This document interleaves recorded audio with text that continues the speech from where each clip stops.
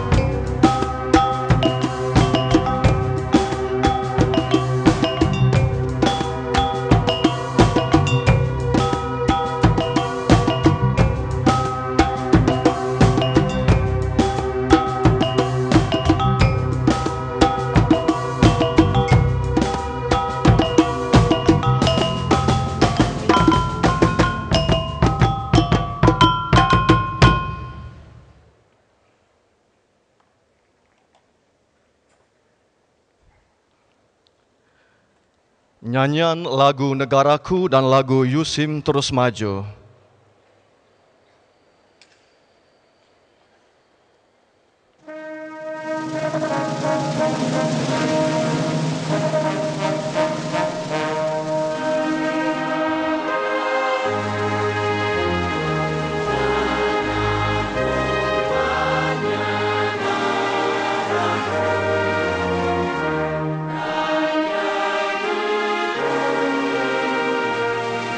Lestari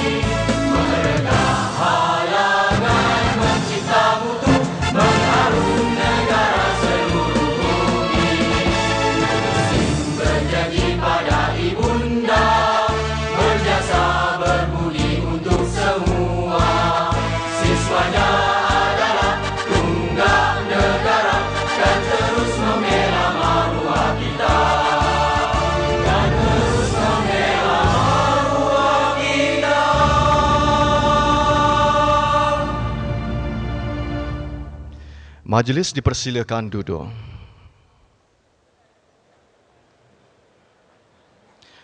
Nilai 3 gedung negara, gedung kain terkenal sudah. Pemanis kata salam sejahtera, awal bismillah, pembuka madah. Bismillahirrahmanirrahim. Yang dialu-alukan, yang amat berbahagia, Tun Dr. Mahathir Mohamad, mantan Perdana Menteri Malaysia. Yang berbahagia Profesor Datuk Dr. Mohamad Muda, Naib Chancellor Universiti Sains Islam Malaysia.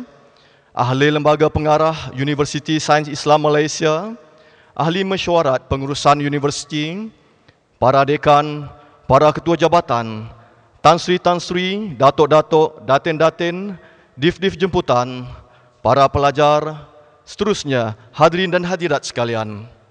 Assalamualaikum warahmatullahi wabarakatuh dan salam satu Malaysia. Alhamdulillah, setinggi-tinggi kesyukuran kehadirat Allah Subhanahu Wa Taala kerana dengan izinnya pada pagi yang murni ini dapat kita bersama-sama berkumpul di sebuah daerah yang dinamakan Nilai, yang tidak ternilai damainya kerana kurangnya pencemaran, tidak ternilai penghuninya kerana menjadi sebuah daerah ilmu, tidak ternilai tarikannya kerana menjadi pusat persinggahan utama sebelum ke KLIA dan litar lumba Formula 1. Hari ini kita dapat bersama-sama berkumpul di sebuah gedung yang bukan menghasilkan ulat-ulat sutera, tetapi gedung yang menghasilkan ulat-ulat buku. Bukan gedung yang menenun lembaran songket, tetapi gedung yang menenun penyelidikan yang terkini. Bukan gedung yang menyulam benang dan kain, tetapi gedung yang menyulam teori dan amali. Dan bukan gedung yang menjahit tudung dan labuci, tetapi gedung yang menjahit universiti dan industri. Kesungguhan dan keistimewaan yang diwujudkan di sini tidak lain dan tidak bukan tujuannya adalah untuk membentuk dan melahirkan cendekiawan dan pendeta Islam negara. Pada hari ini, kami merasa sungguh berbesar hati, bak kecil tapak tangan nyiru kami tadahkan menerima kedatangan tetamu istimewa dan hadirin hadirat sekalian ke Taman Ilmu Menara Gading kami yang tidak seumpamanya ini. Hadirin hadirat sekalian, dengan sepenuh hatinya kami ucapkan selamat datang ke Majlis Syarahan Perdana sempena 10 tahun Universiti Sains Islam Malaysia.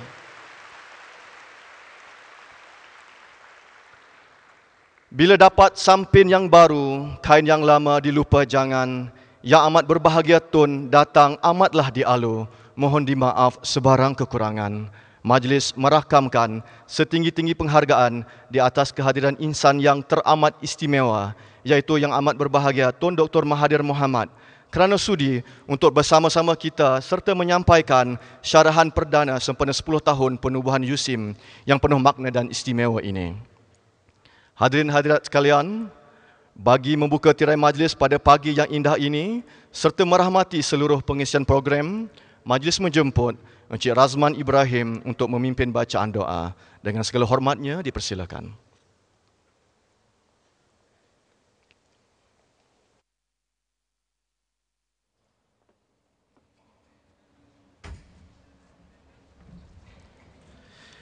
Al-Fatihah.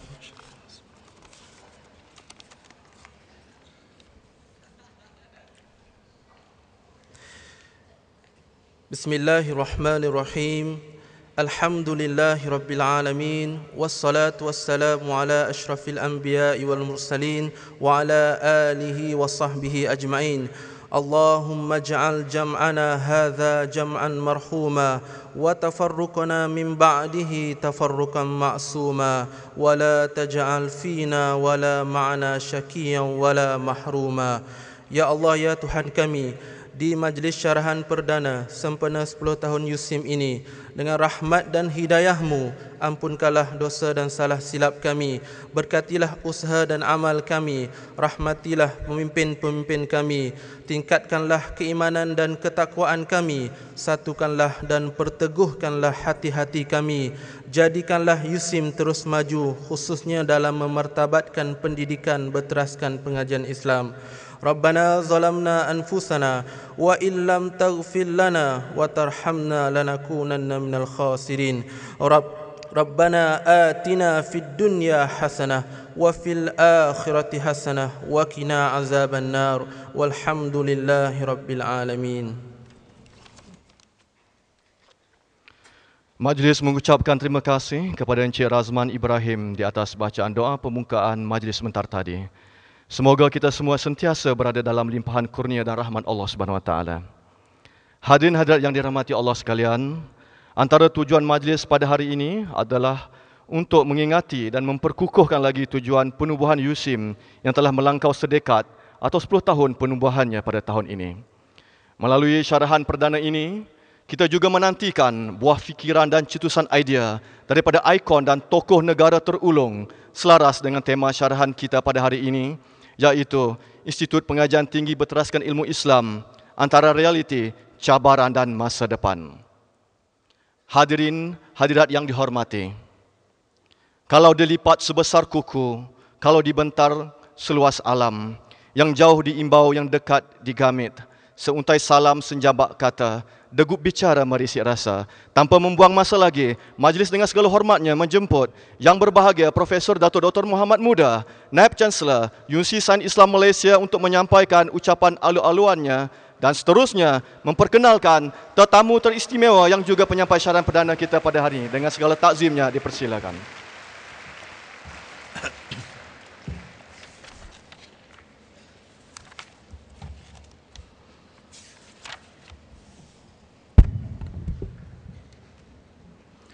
Bismillahirrahmanirrahim. Terima kasih saudara pengacara majlis. Alhamdulillahirabbil alamin wa bihi nasta'in. Wassalatu wassalamu ala sayyidina Muhammadin asyrafil anbiya'i wal mursalin wa imami muttaqin wa ala alihi wa sahbihi ajma'in. Yang amat berbahagia Tun Dr. Mahathir Mohamad, mantan Perdana Menteri Malaysia. Yang berbahagia Tan Sri Dato' Dr. Abdul Hamid Osman, mantan Menteri di Jabatan Perdana Menteri, juga mantan penasihat khas agama kepada Yang Amat Berhormat Perdana Menteri, ahli-ahli Lembaga Pengarah Universiti Sains Islam Malaysia, ahli-ahli mesyuarat pengurusan Universiti Sains Islam Malaysia, para dekan, profesor-profesor, ketua-ketua jabatan, Tan Sri, Datuk-Datuk, Datin-Datin, Div-Div jemputan, seterusnya kepada para pelajar, hadirin dan hadirat yang saya muliakan sekalian. Assalamualaikum warahmatullahi taala wabarakatuh dan salam sejahtera. Alhamdulillah, segala puji bagi Allah Subhanahu wa taala dan setinggi-tinggi syukur dipanjatkan kehadratnya kerana dengan limpah kurnia, izin serta inayahnya dapat kita bersama-sama berada dalam majlis yang amat bermakna dan bersejarah bagi USIM pada pagi dan bulan yang mulia ini. Pada pagi yang berbahagia ini, Universiti Sains Islam Malaysia atau USIM akan mempersembahkan syarahan perdana sempena menyambut 10 tahun usianya. Dan syarahan ini akan disampaikan oleh seorang tokoh, pemikir dan negarawan yang tidak lain, tidak bukan, iaitu Yang Amat Berbahagia Tun Dr. Mahathir Mohamad, mantan Perdana Menteri Malaysia.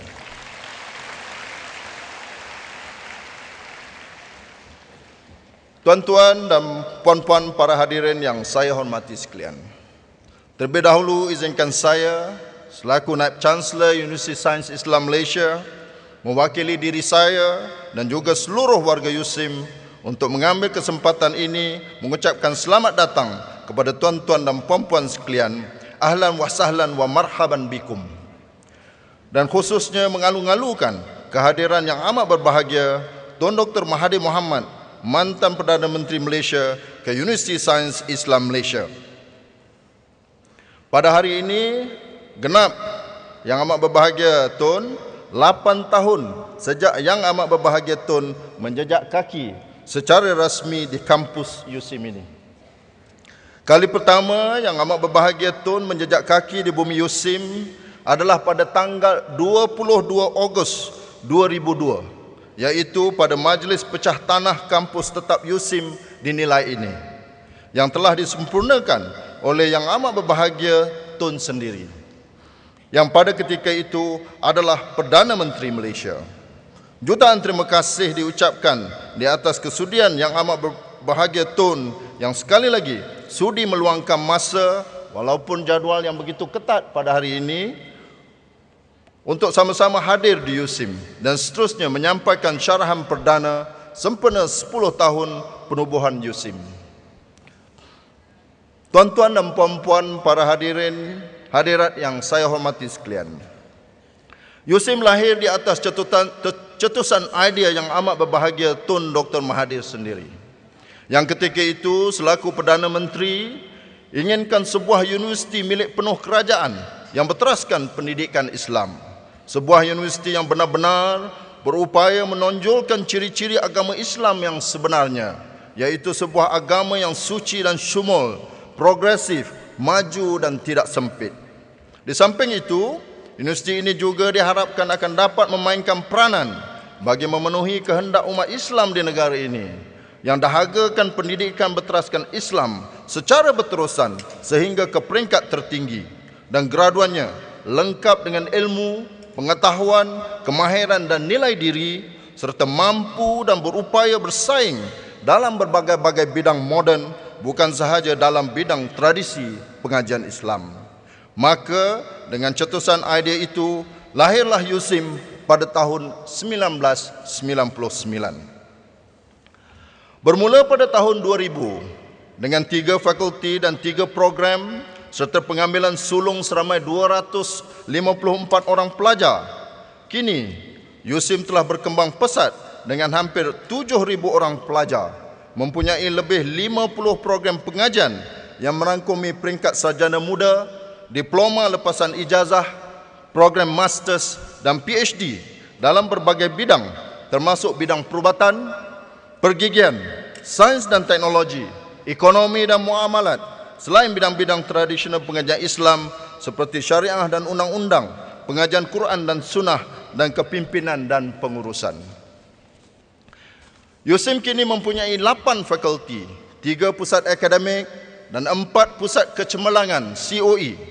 USIM juga kini telah melahirkan lebih 4,000 orang graduan yang berjaya menceburi berbagai-bagai lapangan sektor ekonomi di dalam maupun di luar negara. Semua program USIM mendapat pengiktirafan bukan sahaja di dalam negara oleh kerajaan dan MQA, akan tetapi diiktiraf oleh lebih 30 buah negara di dunia, termasuk negara-negara Commonwealth, Eropah, selain negara Timur Tengah dan juga Afrika. Tuan-tuan dan puan-puan para hadirin yang saya muliakan sekalian.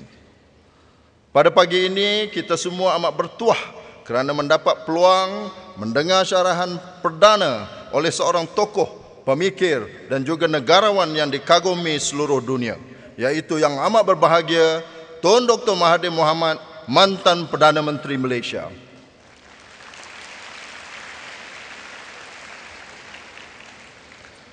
Pencapaian Malaysia di bawah kepimpinan yang amat berbahagia Tun selaku Perdana Menteri Malaysia mendapat pujian dan sanjungan dari kalangan banyak pemimpin dunia. Di sini saya memetik kata-kata salah seorang daripada pemimpin dunia itu, yaitu Raja Jordan Al-Malik Hussein, sewaktu menganugerahkan darjah tertinggi Jordan, darjah pembaharuan kelas pertama kepada yang amat berbahagia Tun. Saya kagum dengan pembangunan Malaysia di bawah pimpinan Dr. Mahathir sehingga membolehkan Malaysia menjadi model pembangunan kepada negara-negara lain. Sesungguhnya Dr. Mahathir telah memainkan peranan penting dalam pencapaian itu. Jordan dan bersama-sama rakyat Malaysia turut berbangga. Sesungguhnya sumbangan dan jasa yang amat berbahagia Tun kepada Malaysia dan dunia amat besar. Sepanjang tempoh 22 tahun sebagai Perdana Menteri daripada tahun 1981 sehingga tahun 2003, yang amat berbahagia Tun telah membangunkan Malaysia dan meletaknya di persada kecemerlangan dan kegemilangan.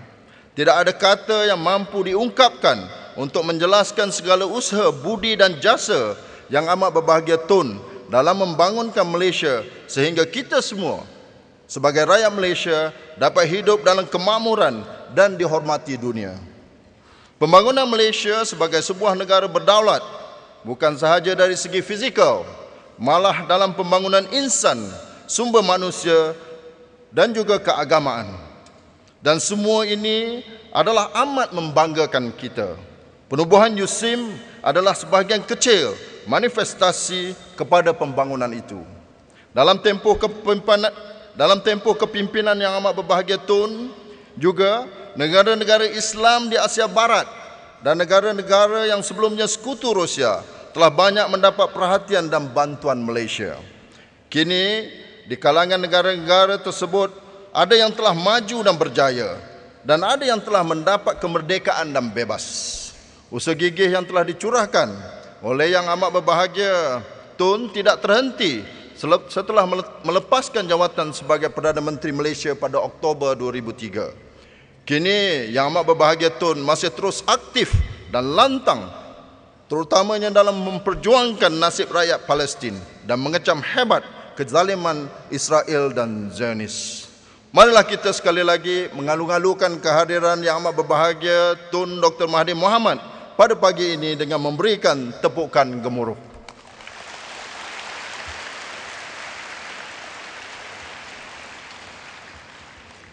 Tuan-tuan dan puan-puan para hadirin yang saya muliakan sekalian, majlis ini akan diteruskan dengan syarahan perdana sempena 10 tahun USIM yang akan disampaikan oleh yang amat berbahagia Tun Dr. Mahathir Mohamad, mantan Perdana Menteri Malaysia, dengan tajuk Institusi Pengajian Tinggi Berteraskan Ilmu Islam Antara Realiti dan Cabaran Masa Depan. Dengan itu, dengan penuh takzim dan hormatnya, saya menjemput yang amat berbahagia Tun untuk menyampaikan syarahan. Dengan segala hormatnya, dipersilakan.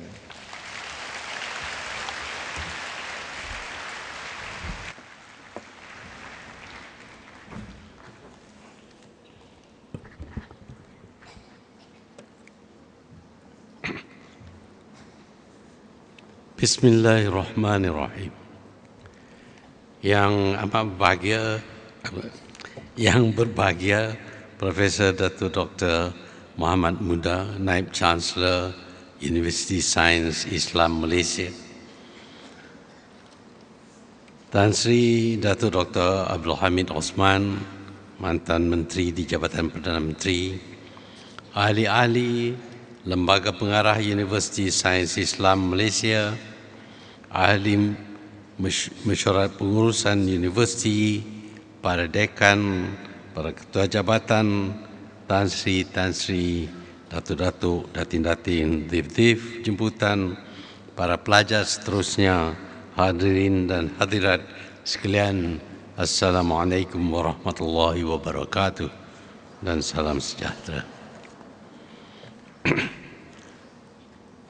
Saya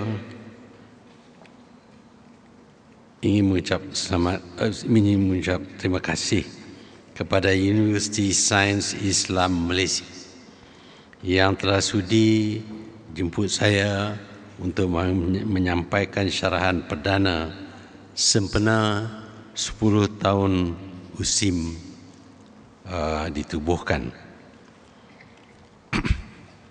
Saya diberi tajuk seperti berikut untuk dijadikan tema bagi syarahan perdana ini.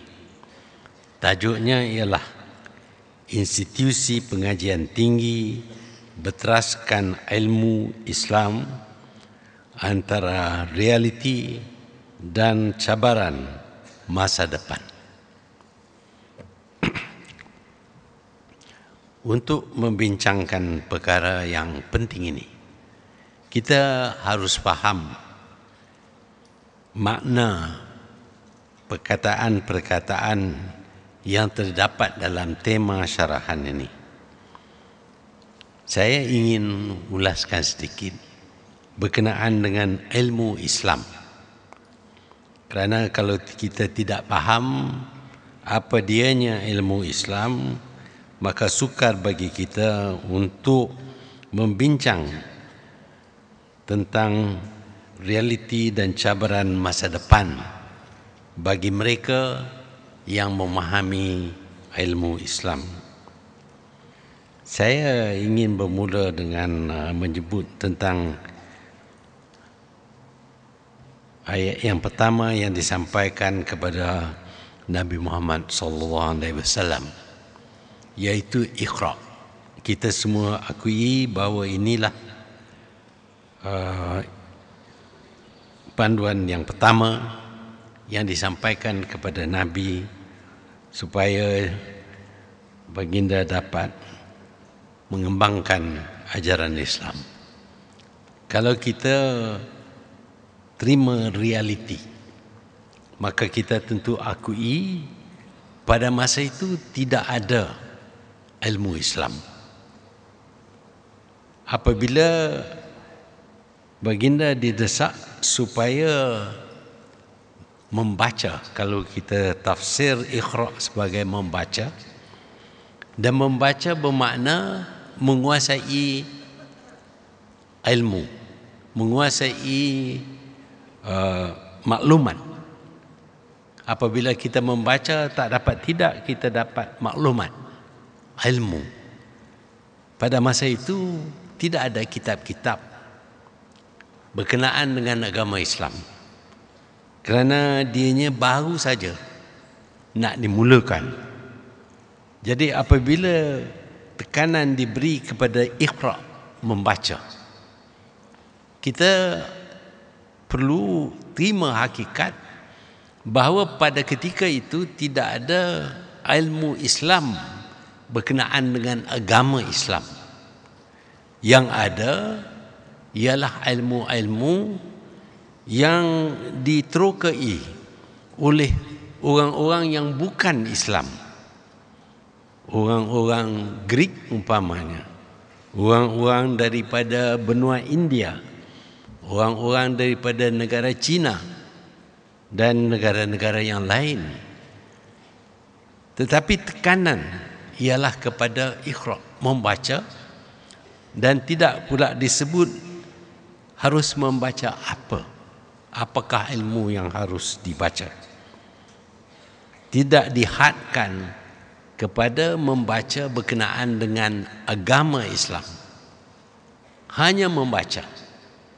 Jadi mereka yang memeluk agama Islam pada mulanya menerima arahan ini, dan mereka membaca apa yang mampu dibaca oleh mereka, dan yang boleh dibaca oleh mereka ialah ilmu-ilmu yang diterokai oleh orang-orang yang bukan Islam.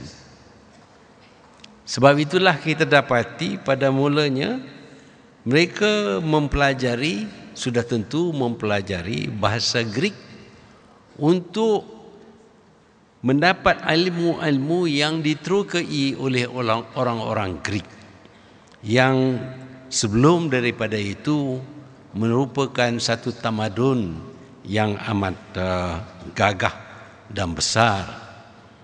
Sebab itulah juga kita dapati ramai daripada orang Islam memahami dan dapat mengembangkan lagi ilmu yang diterokai oleh orang-orang yang Greek, orang-orang Greek.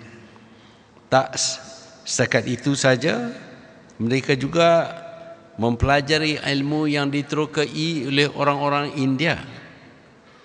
Umpamanya angka 1 sampai 10 diterokai oleh orang-orang India. Kalau kita kaji angka 1 sampai 10 dengan sistem angka 1 sampai 10 ini, maka kita dapat menjumlahkan segala-galanya sehingga berbilion-bilion dan sampai ke trilion. Pada zaman itu orang-orang daripada orang-orang Katolik dan daripada Greek umpamanya menggunakan angka yang simbolnya ialah AI sebagai 1, V sebagai 5, X sebagai 10, dan XX jadi 20, XXX 30, Lepas itu I sama V jadi 5, jadi 4. V jadi 5. Fikirkanlah, kalau kita nak jumlah X dengan V dengan I untuk barangan yang berjumlah 100, tentulah susah. Tak dapat kita lakukan dengan mudahnya. Mungkin, tapi tak mudah kita lakukan. Tapi orang-orang India menerokai sistem desimal, sistem 1 sehingga 10. Dan dengan 1 dengan sampai 10 ini, mereka boleh adakan angka sehingga berbilion-bilion sampai ke trilion. Jadi sistem ini jauh lebih baik. Dan orang-orang Islam bukan saja mempelajari sistem matematik daripada India ini, mereka menambah lagi dengan lain-lain kegunaan angka-angka ini. Umpamanya algebra adalah ciptaan ahli-ahli matematik orang yang terdiri daripada orang Islam.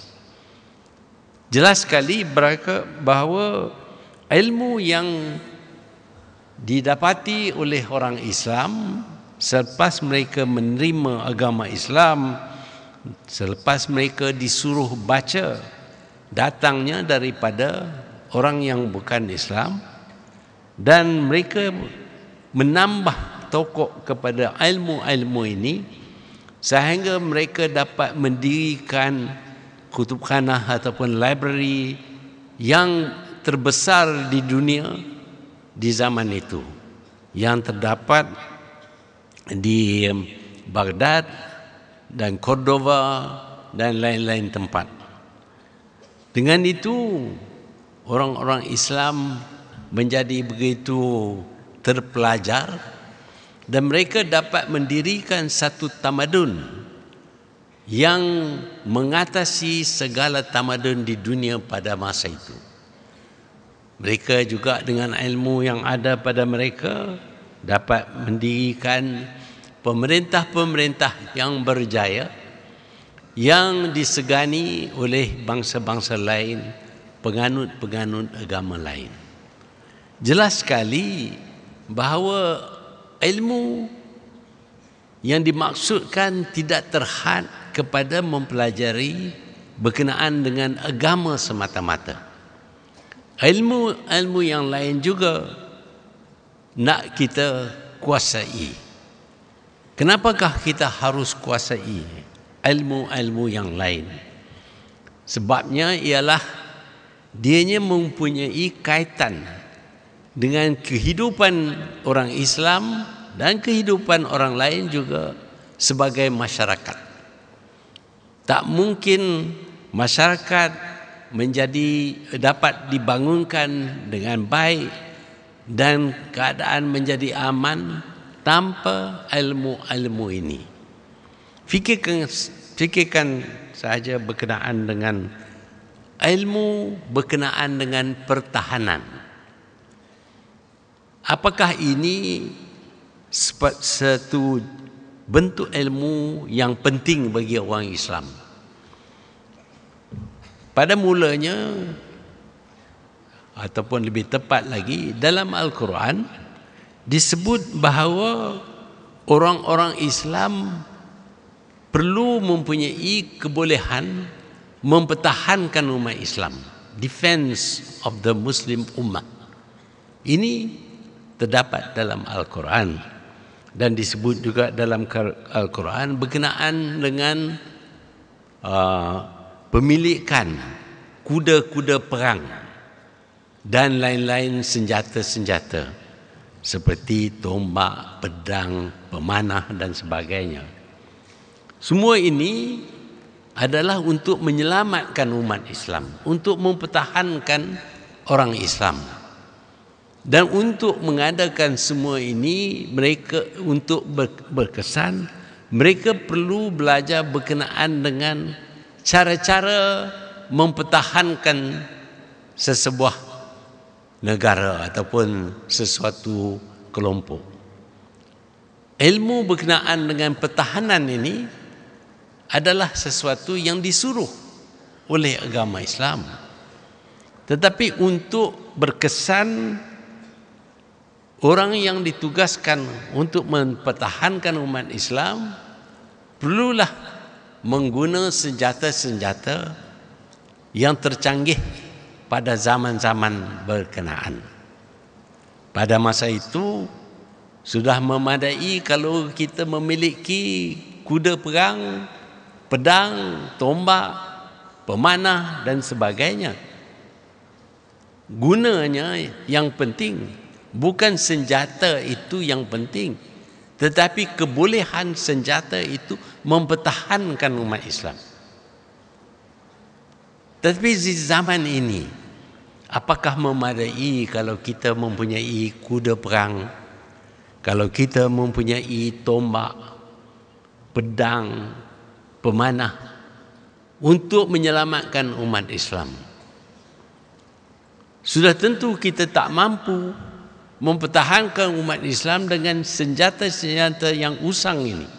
Senjata yang begitu lama dan tidak lagi berkesan di zaman ini. Yang perlu kita ada ialah senjata-senjata yang canggih pada zaman ini. Dan senjata-senjata yang canggih dalam zaman ini ialah senjata yang menggunakan bahan letupan yang canggih, yang dapat membolehkan kita membangun dan mengadakan industri pertahanan seperti mengeluarkan meriam, roket, senjata-senjata seperti kereta kebal, kapal perang yang dibuat daripada besi, pesawat pejuang dan sebagainya. Semua alatan ini menggantikan pedang dan tombak dan pemanah dan sebagainya. Kerana zaman tidak mengizinkan kita mempertahankan diri kita dengan senjata-senjata yang lama ini. Tetapi untuk mengadakan senjata-senjata yang canggih, kita perlu kepada ilmu. Ilmu berkenaan dengan pembentukan, penciptaan dan pembentukan pengeluaran senjata-senjata ini. Apakah ilmu yang akan membolehkan kita mengeluarkan barangan ini? Kita harus faham ataupun kita harus belajar, kita harus baca berkenaan dengan ilmu-ilmu sains seperti fizik, chemistry dan lain-lain lagi, supaya kita faham akan jenis logam yang perlu diguna, yang boleh diguna untuk membentukkan alatan-alatan ini. Bukan sebarang logam. Mereka harus tahu campuran-campuran logam-logam yang berkenaan supaya menjadi begitu kuat sehingga apabila diletupkan di dalam meriam umpamanya, meriam itu tidak berkecai dan peluru dapat dihumban ke sasaran yang jauh. Kalau kita hari raya ini nak sampai, maka pokok-pokok buluh pun akan ditebang supaya kita buat meriam kita dengan batang buluh. Takkan kita boleh pertahankan negara kita dengan meriam kita. Sekali dia meletup, buluh itu pun berkecai. Tetapi bagi orang yang berilmu, dianya akan mencipta jenis-jenis logam yang boleh tahan letupan yang begitu kuat dan dapat humbam peluru-peluru dengan begitu jauh. Logam yang boleh kalis peluru, logam yang boleh diguna untuk kereta kebal, untuk pesawat terbang, pesawat pejuang, pesawat menggugurkan bom, dan kapal-kapal perang, kapal selam dan sebagainya. Untuk mengeluarkan barangan ini, kita perlu kepada ilmu. Bahkan kita perlu kepada ilmu dengan begitu mendalam sehingga kita tidak meniru senjata-senjata orang lain. Sebaliknya kita mencipta senjata kita yang lebih canggih dan lebih kuat daripada senjata milik bakal musuh kita. Sebab itu kita harus baca berkenaan dengan cara-cara kegunaan logam-logam, cara-cara membentuk barangan yang begitu keras ini, supaya dapat kita mengeluarkan senjata yang memungkinkan kita mempertahankan umat Islam, kerana ini adalah satu tugas bagi kita, satu daripada fardu kifayah. Justru itu apabila kita mempelajari ilmu sains, kita juga sedang membuat satu ibadat untuk mempertahankan umat Islam. Hari ini kita tahu di mana-mana saja umat Islam ditindas. Di Palestin, di Afghanistan, di Iraq, dan mungkin juga di Syria dan di Iran. Dan orang Islam apabila pergi ke mana-mana, mereka diperiksa, dihina. Termasuk saya sendiri pun dihina, terpaksa buang kasut.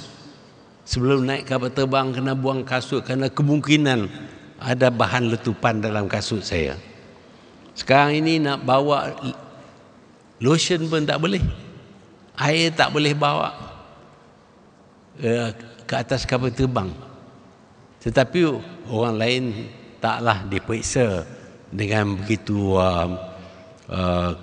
kuat seperti orang Islam diperiksa, kerana kita sudah dianggap sebagai pengganas. Orang Islam semua pengganas.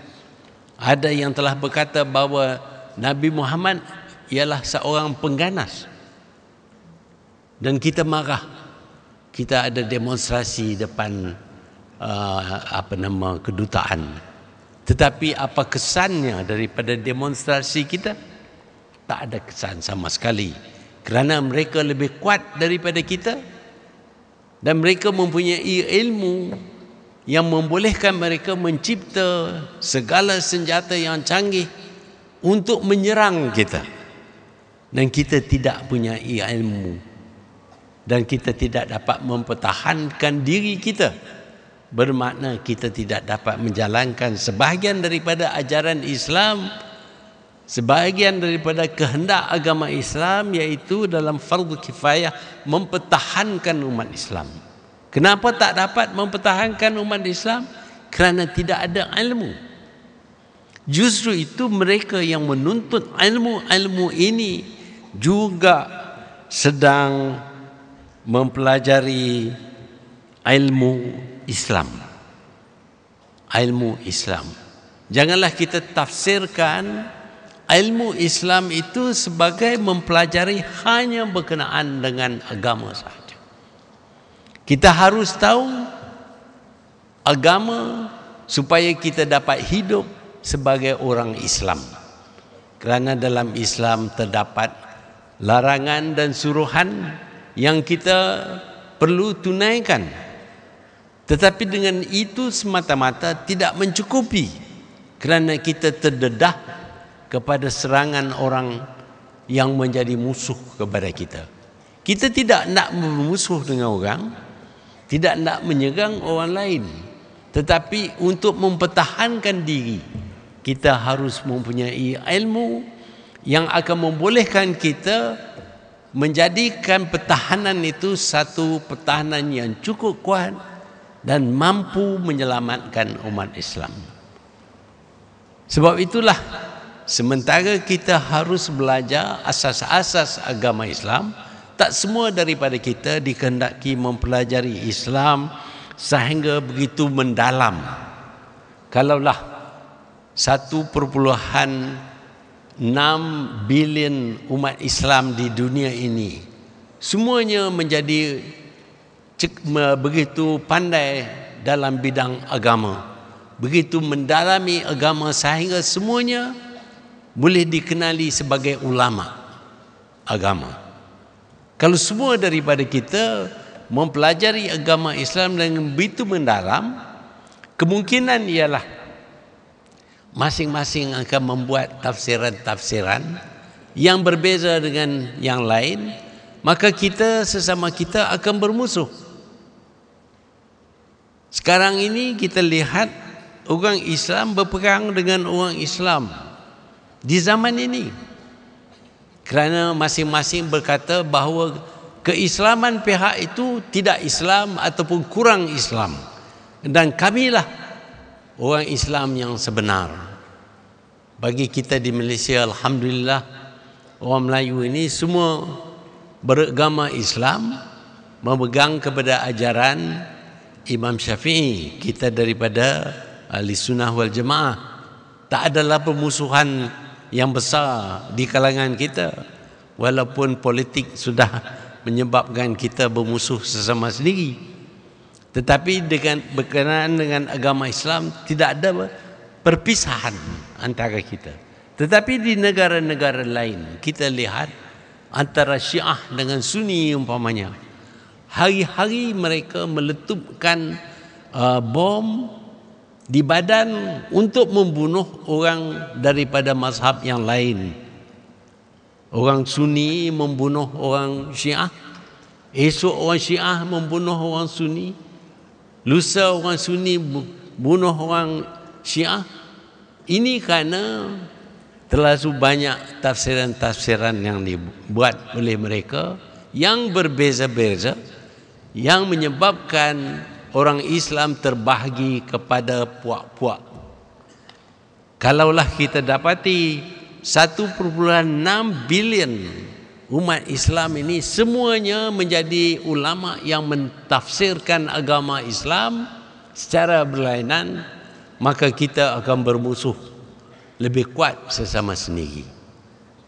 Sebab itu kita perlu memberi tanggungjawab kepada sekumpulan untuk mempelajari agama Islam dengan cukup mendalam supaya dapat memandu kita.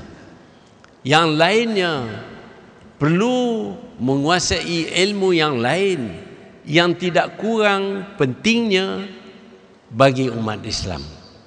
Dan di antara yang perlu kita pelajari, ilmu yang perlu kita kuasai ialah ilmu sains, kerana dia mempunyai kaitan yang cukup rapat dengan pertahanan umat Islam. Ini adalah tanggungjawab kita, satu daripada fardu kifayah yang perlu kita tunaikan.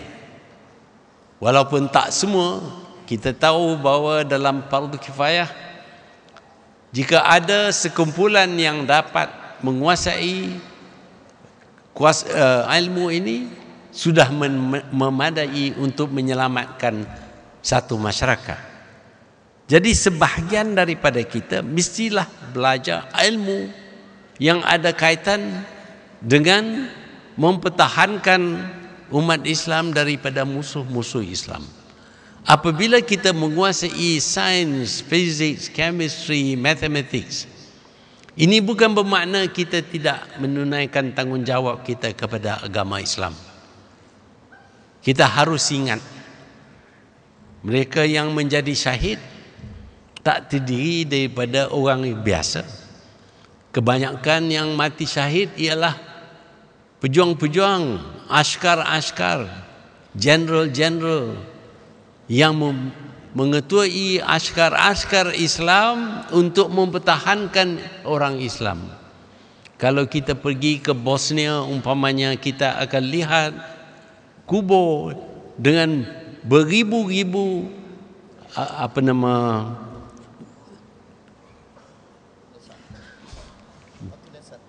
batu nisan. Tengok, dah terlupa. Orang Melayu pun dah lupa. Batu nisan, beribu-ribu. Mereka ini mempertahankan umat Islam dan mereka dianggap sebagai syahid. Apakah mereka tidak menjalankan tugas terhadap agama Islam kerana mereka hanya belajar berperang, mempertahankan umat Islam? Kalau mereka tidak menjalankan tugas orang Islam, mereka tidak akan dikenali sebagai syahid. Sebab itu anggota pertahanan kita juga sedang menjalankan satu tugas yang dikehendaki oleh agama Islam. Pasukan-pasukan keselamatan kita yang mempertahankan keselamatan kita, yang menyebabkan kita dapat hidup dalam selamat dan aman. Mereka sedang menjalankan tugas yang dikehendaki oleh agama Islam, yang diwajibkan oleh agama Islam. Mereka juga membuat satu jenis ibadat kerana mereka menurut ajaran Islam. Tanpa mereka, kita akan terdedah kepada tekanan daripada musuh-musuh kita. Dan mungkin di setengah-setengah tempat orang-orang Islam akan dipisahkan daripada agama Islam kerana mereka menjadi begitu lemah dan ditawan oleh musuh-musuh. Musuh-musuh bukan Islam. Pada satu ketika umpamanya orang-orang Rusia telah menewaskan negara-negara Islam di Asia Tengah, dan mereka telah memaksa supaya agama Islam digugurkan oleh orang Islam, dan orang Islam tidak dapat berbuat apa-apa melainkan menurut ajaran komunis yang menolak agama sama sekali. Demikianlah kesan daripada kelemahan yang datangnya pada asalnya daripada kurang pengetahuan berkenaan dengan ilmu-ilmu yang akan memberi kekuatan pertahanan kepada kita. Sebab itu apabila kita belajar sains dan teknologi dan lain-lain untuk kita mendirikan sebuah negara yang mampu mempertahankan diri, kita sedang melakukan sesuatu yang diwajibkan. Tetapi ini bukan saja berkenaan dengan pertahanan. Dalam masyarakat Islam, kita perlu mempunyai orang-orang yang telah mempelajari ilmu berkenaan dengan menjaga kesihatan orang Islam. Ini juga menjadi sesuatu yang wajib.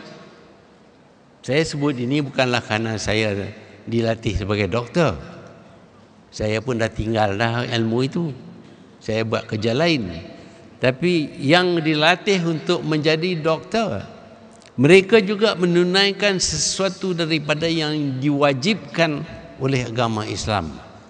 Hendaklah kita ada dalam masyarakat Islam orang yang boleh mengubati pesakit-pesakit kita, menyelamatkan kita, menjadikan umat Islam umat yang sentiasa sihat dan tidak terlalu mudah diserang oleh penyakit-penyakit yang akan melemahkan mereka. Hari ini kita tak dapat penyakit malaria umpamanya. Kita terselamat kerana ada orang yang mempelajari sains berkenaan dengan kesihatan, dan mereka mengenal pasti nyamuk yang membawa penyakit-penyakit malaria ini, juga kuman-kuman dalam nyamuk ini telah dikenal pasti, dan hari ini kita terselamat daripada penyakit malaria. Bukan itu saja, penyakit batuk kering, tuberkulosis dan macam-macam lagi penyakit yang kita terselamat kerana ada orang yang mempelajari ilmu-ilmu sains berkenaan dengan fungsi tubuh badan manusia. Macam mana tubuh badan manusia ini boleh jadi sihat dan boleh tidak sihat. Dengan itu, dengan ilmu yang ada kepada mereka, dapatlah mereka mengadakan satu masyarakat Islam yang sihat. Dan masyarakat Islam yang sihat menyumbang kepada kekukuhan umat Islam. Kalau kita dapati semua orang Islam sakit-sakit belaka, sudah tentu mereka boleh mudah ditewas, negara mereka diserang dan dikuasai oleh musuh mereka.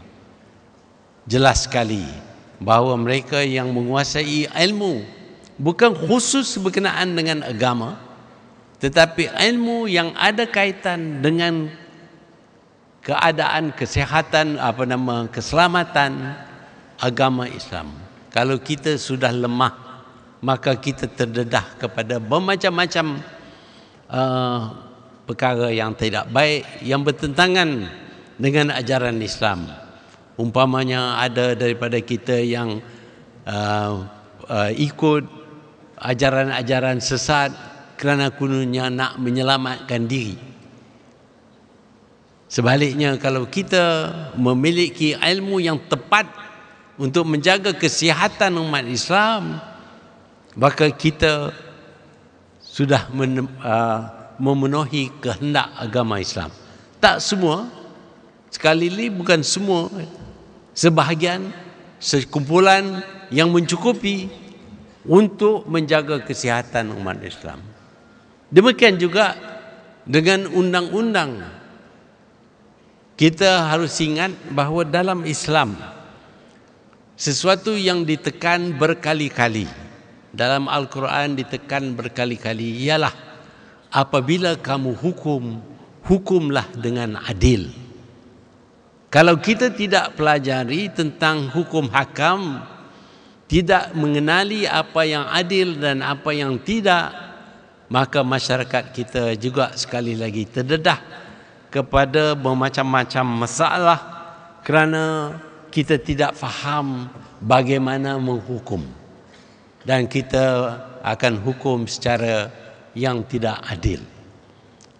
Kita juga dapati kadang-kadang sesetengah negara Islam tidak mempunyai buku undang-undang yang tepat, hanya membaca kitab-kitab tertentu saja.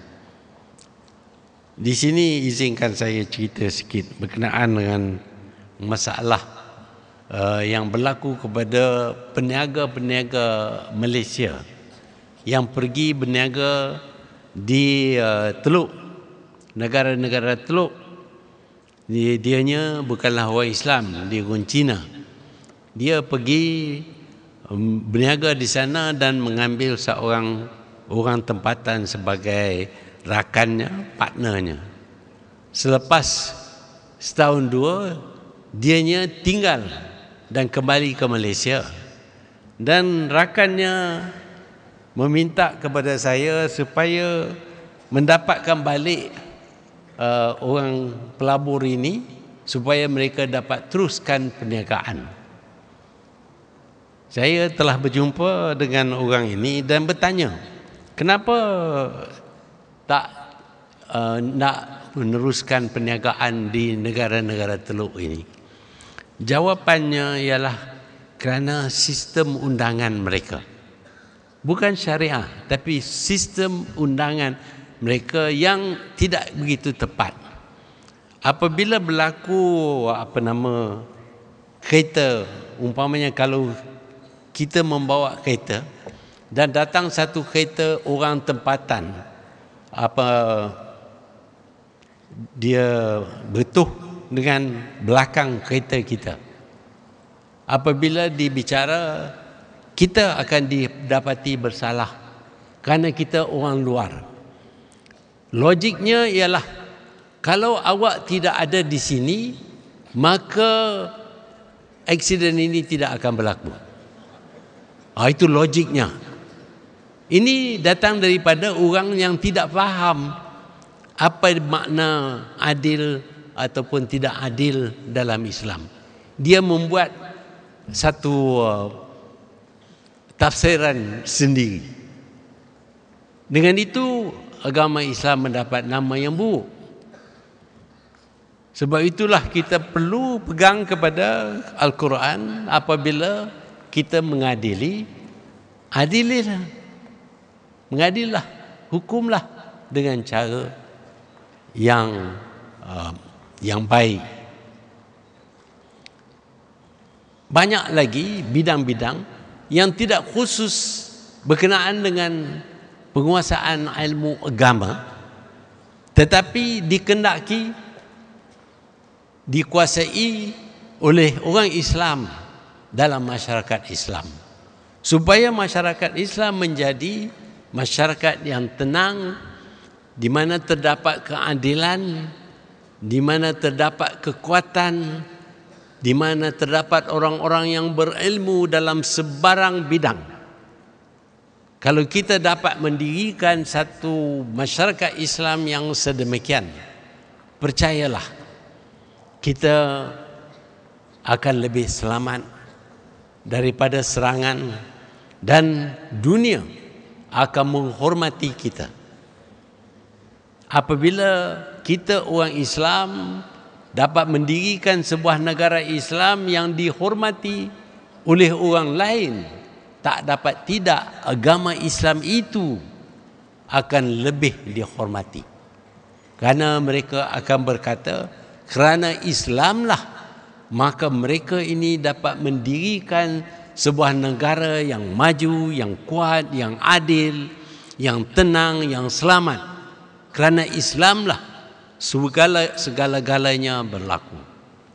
Sebab itulah dalam satu masyarakat Islam kita perlu memahami asas-asas ajaran Islam supaya kita tidak melanggar hukum hakam Islam. Tetapi kita tidak semuanya dikehendaki memahami agama Islam dengan cara yang mendalam, dan tetapi kita tidak mempunyai ilmu-ilmu yang lain yang tidak kurang pentingnya bagi kesejahteraan umat Islam dan negara-negara Islam. Di masa-masa akan datang, cabaran akan bertambah. Kita tahu bahawa ilmu yang ada kepada kita sekarang ini jauh ketinggalan berbanding dengan ilmu yang ada kepada orang lain.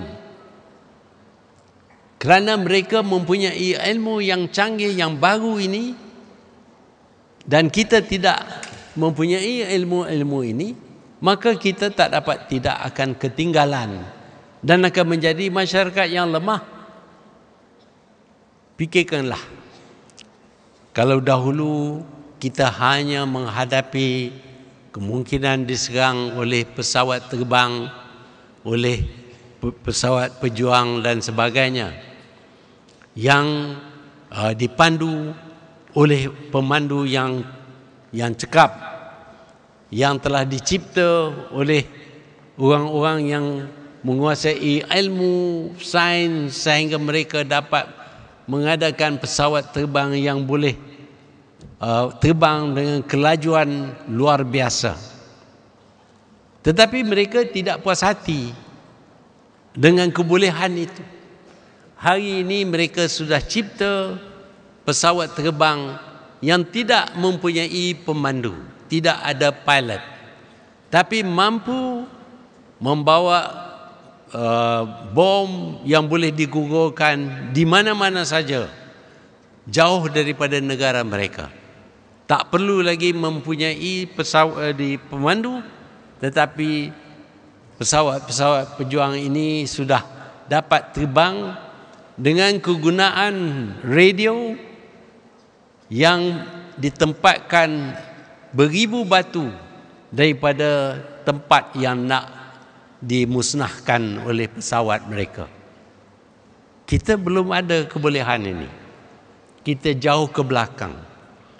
Dengan itu kita mungkin diserang dan kita tidak dapat pertahankan diri kita.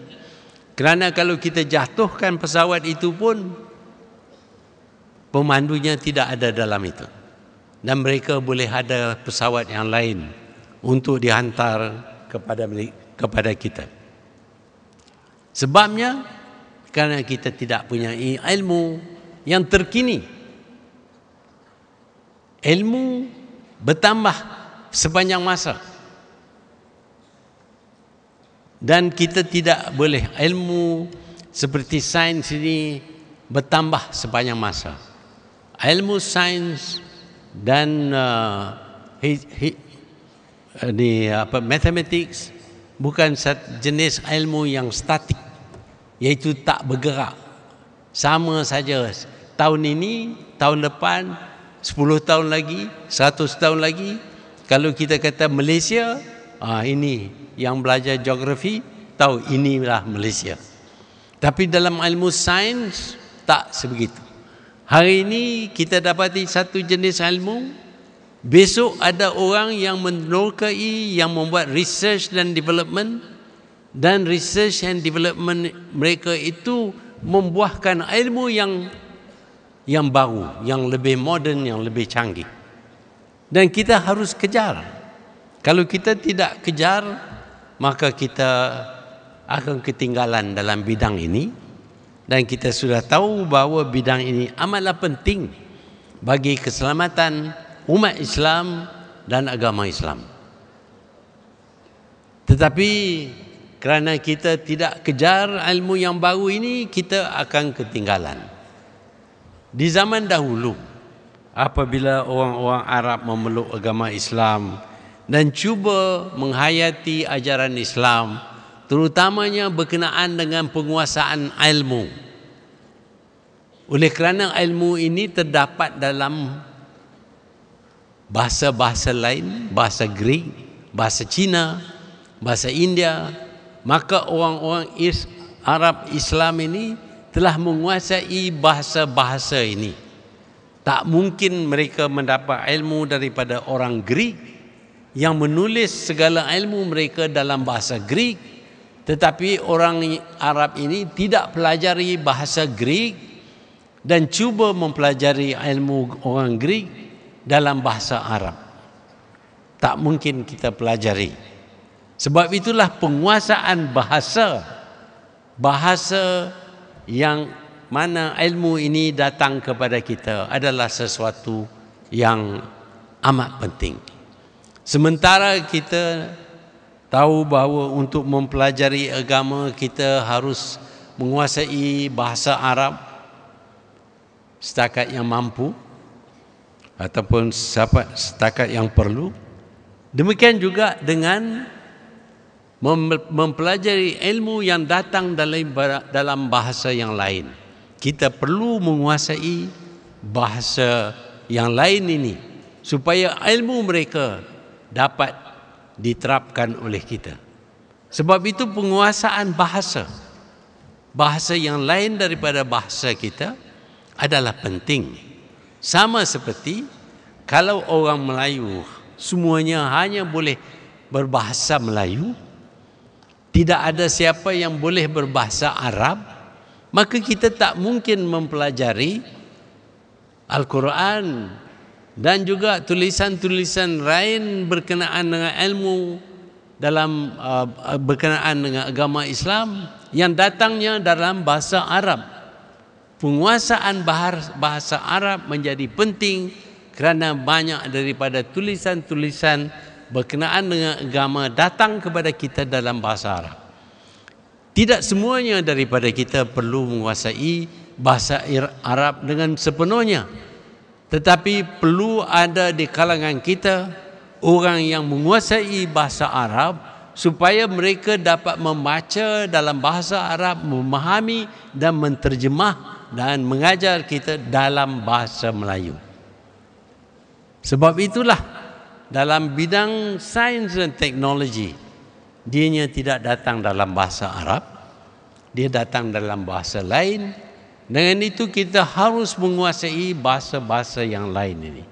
Ini juga satu kewajipan bagi kita. Kalau kita anggap mempertahankan umat Islam itu adalah satu kewajipan, sebahagian daripada fardu kifayah, maka segala usaha untuk membolehkan kita mempertahankan diri kita menjadi sama wajib bagi kita.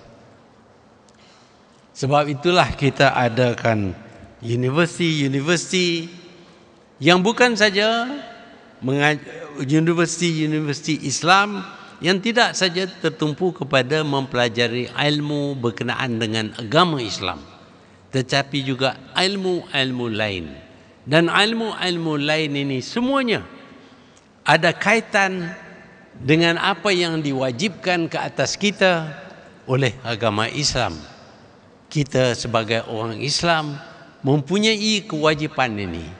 Kalau kita ketepikan ini kerana kita berpendapat bahawa yang perlu dilakukan oleh kita hanyalah fardu ain, dan fardu ain memberi kebaikan kepada diri kita sahaja, bukan kepada orang lain.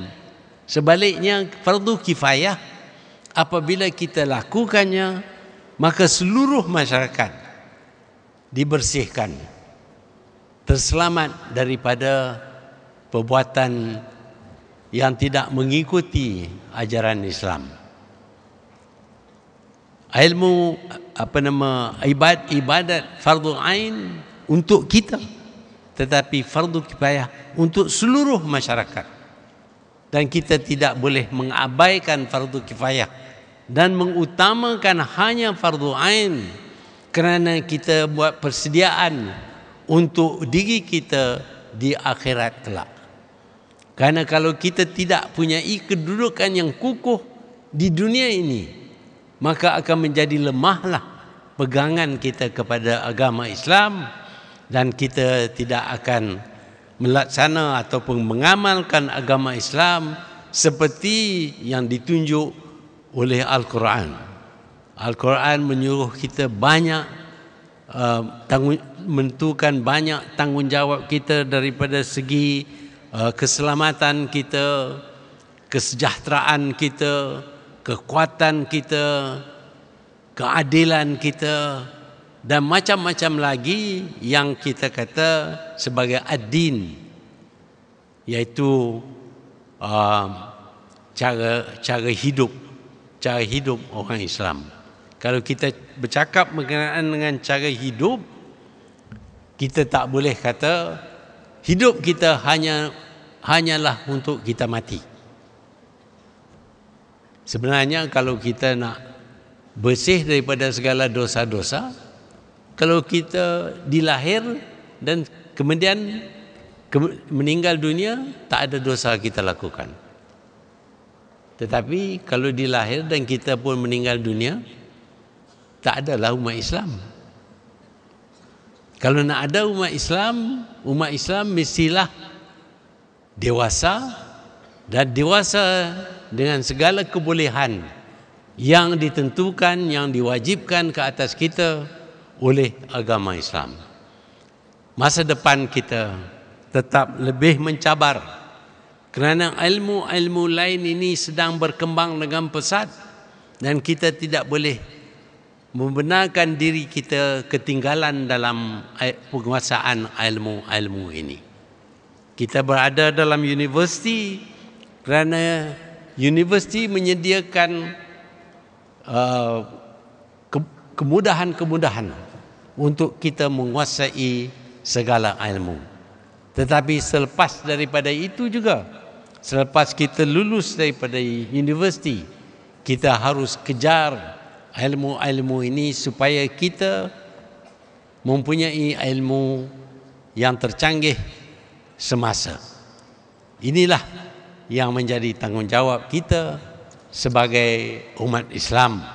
Kalau kita betul-betul berpegang kepada Islam itu adalah ad-din, cara hidup. Dia tak kata pula cara mati. Islam itu adalah ad-din. Apakah kita ad-din kita ni, cara hidup kita ini ialah sebagai bangsa yang dihina, yang mudah ditekan, yang mudah dipisah daripada agama mereka sendiri. Tuan-tuan dan puan-puan, para penuntut sekalian, Saya percaya adanya penuntut-penuntut dalam universiti ini ialah kerana kefahaman berkenaan dengan tanggungjawab kita, bukan saja terhadap diri kita, tetapi kepada masyarakat Islam setempat dan masyarakat Islam keseluruhannya.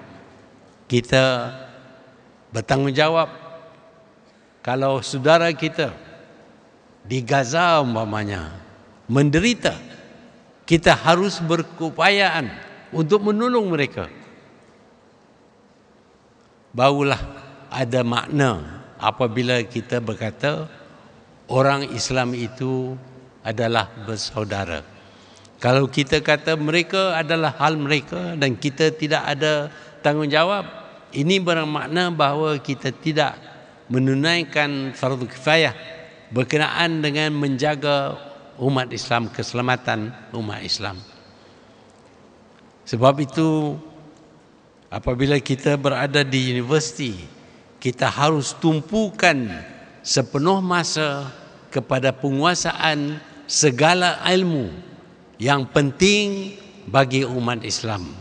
Kita tidak boleh lupa tentang apa yang diwajibkan kepada diri kita sebagai fardu ain, tetapi jangan kita lupa bahawa kita juga bertanggungjawab berkenaan dengan arahan dalam fardu kifayah. Kalau kita dapat menunaikan kedua-duanya, insya-Allah kita akan betul-betul mengamalkan ajaran Islam dan kita akan menjadikan umat Islam, negara Islam, agama Islam ketiga-tiganya menjadi mulia dan dihormati oleh dunia. Sekian, wabillahi taufiq wal hidayah. Wassalamualaikum warahmatullahi wabarakatuh.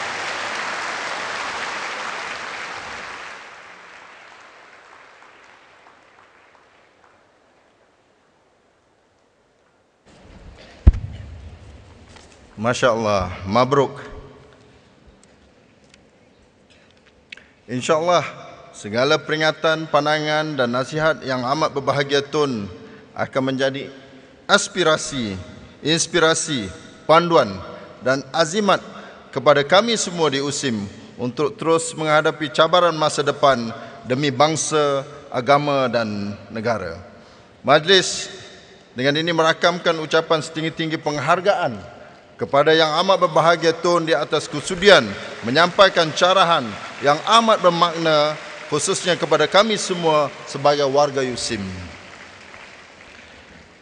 Dengan itu maka berakhirlah acara syarahan perdana sempena sambutan 10 tahun USIM pada kali ini. Sebelum saya menyerahkan kembali majlis ini kepada juruacara kita, akhir kalam ingin saya ucapkan selamat menyambut Ramadan Al-Karim. Semoga usaha dan amal kita terus diterima dan diberkati Allah Subhanahu wa taala. Syukran jazilan. Jazakumullahu khairan katsira. Sekian, wabillahi taufiq wal hidayah. Wassalamualaikum warahmatullahi taala wabarakatuh. Untaian ilmu, madah syarahan, untaian ingatan sepanjang zaman. Majlis sekali lagi merakamkan ucapan setinggi penghargaan kepada yang amat berbahagia Tun Dr. Mahathir Mohamad di atas penyampaian carahan perdana sebentar tadi. Sesungguhnya, ilmu yang disampaikan tadi akan menjadi bekalan kami dalam menangani realiti masa kini dan arus cabaran di masa hadapan.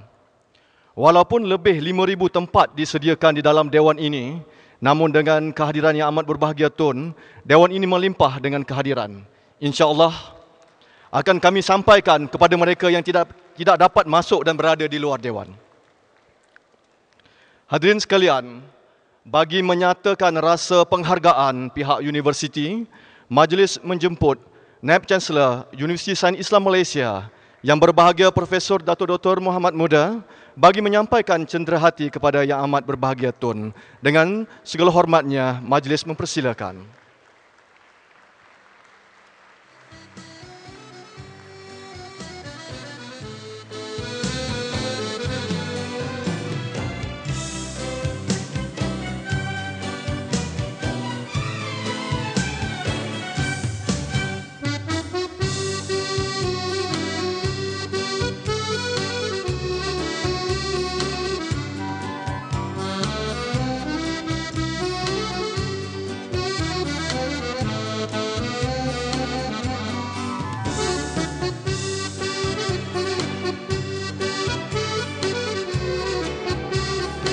Majlis mengucapkan terima kasih kepada Naib Chancellor USIM yang berbahagia Profesor Datuk Dr. Muhammad Muda atas penyampaian cenderahati kepada Yang Amat Berbahagia Tun Dr. Mahathir Mohamad sebentar tadi.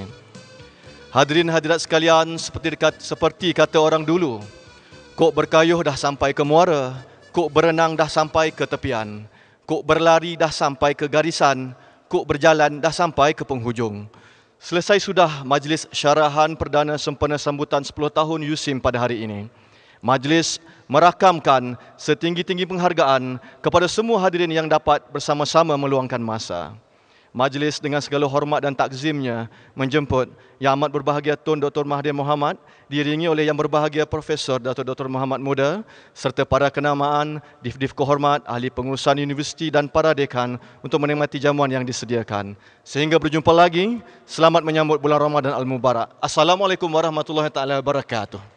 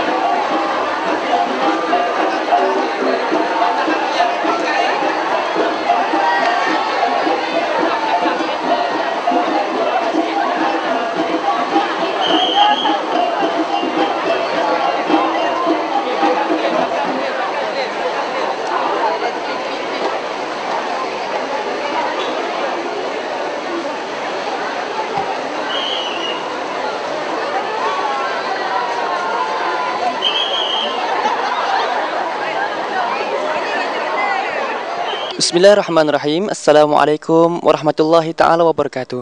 Ya, kami dari USIM Online membawakan anda secara langsung syarahan perdana sempena sambutan 10 tahun USIM yang dibawakan yang disampaikan oleh Yang Amat Berbahagia Tun Dr. Mahathir Mohamad, iaitu mantan Perdana Menteri Malaysia kita. Dan alhamdulillah pada hari ini bersama-sama dengan saya Yang Berbahagia Naib Chancellor Universiti Sains Islam Malaysia, dan kita ingin melihat ataupun mendengar apakah komen serta buah bicara yang berkenaan dengan syarahan perdana USIM ini. Silakan Datuk.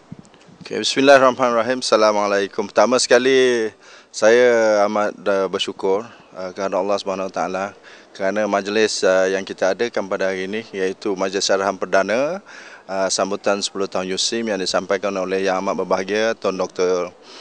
Mahathir Mohamad.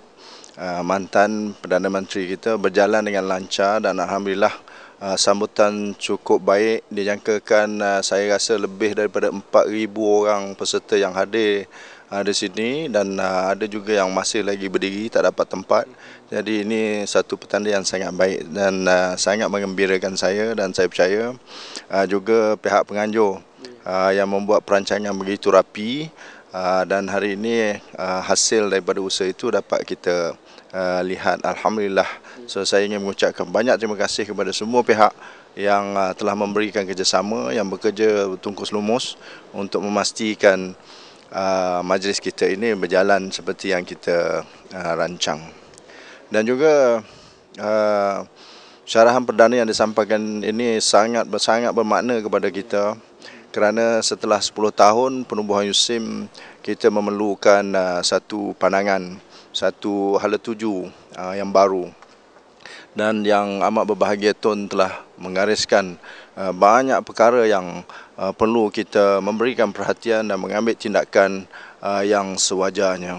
Paling penting yang disebut tadi ialah persepsi kita tentang ilmu itu seharusnya tidak sempit.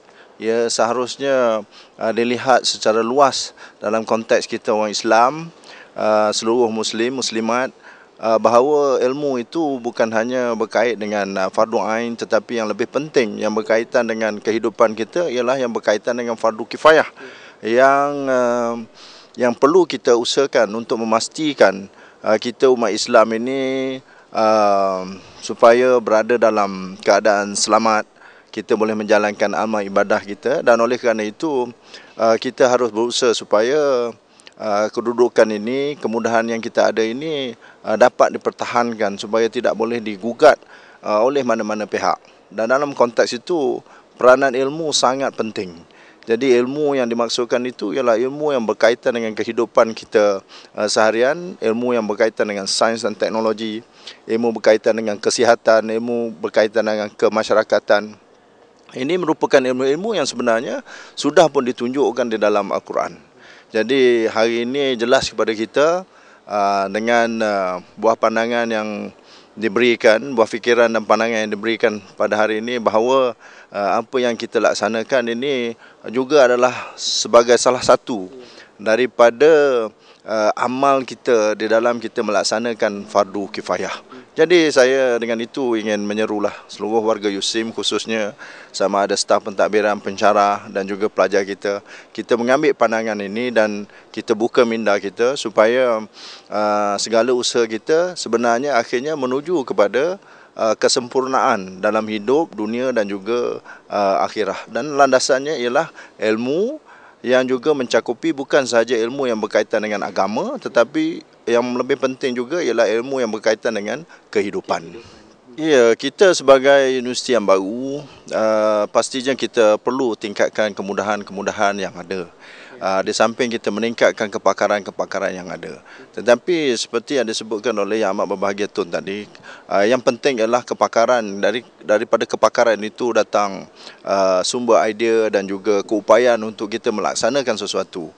Bagi kita adalah lebih mudah untuk kita misalnya membina makmal, bangunan dan sebagainya. Tetapi kalau bangunan fizikal itu tidak diisi dengan sumber manusia yang berkemampuan, pakar-pakar sains kita, ahli-ahli sains kita yang membuat penyidikan dan sebagainya tidak dapat diisi, maka hasrat kita untuk benar-benar membawa ilmu sebagai landasan kemajuan ummah ini tak mungkin tercapai. Oleh kerana itu, kita harus memberi penekanan yang besar kepada pembangunan insaniah ini supaya para pelajar kita, para penyelidik kita dapat bekerja ke arah ini dan akhirnya kita mempunyai pakar-pakar yang mampu membawa sains dan teknologi, mampu membawa segala ilmu-ilmu baru ini mendapat manfaat kepada masyarakat. Ini merupakan cabaran dan ini bukan sahaja dari sudut pentadbiran yang membuat gesaan ataupun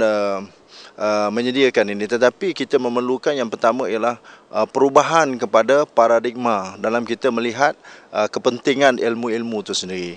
Jadi yang amat berbahagia Tun tadi pun juga mengatakan yang penting ialah kita perlu menjelaskan kepada para pelajar kita, kepada para pendidik kita bahawa ilmu ini penting dan kenapa ianya penting kepada mereka dan juga kepada masyarakat seterusnya kepada seluruh ummah. Jadi sebab kaitan ilmu yang dikatakan ilmu di dalam bidang fardu kifayah ini sangat berkaitan dengan kehidupan kita. Itu yang menjadi penting. Jadi kalau kita boleh mengambil itu sebagai landasan kita bekerja, bahawa sebenarnya kita ini bekerja untuk membangunkan dan mensejahterakan ummah. Jadi itu sumbangan kita dan insya-Allah itu juga akan mendapat ganjarannya dari sisi Allah Subhanahu Wa Taala.